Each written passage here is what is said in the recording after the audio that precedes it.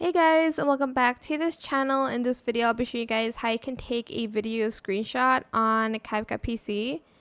So I'm just going to go to the part where I want to screenshot, maybe like this part.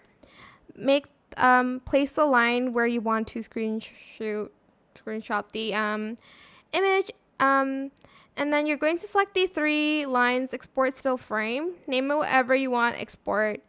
I selected import project, so the screenshot will be there. But yeah, that is it. As you can see, a screenshot of the video. That is it for this video. I hope it was helpful for you guys. Don't forget to like, comment, share. Also subscribe to this channel if you haven't done that already. If you have any more questions about this video, just leave it in the comment section down below. I will try my best to answer them all for you guys.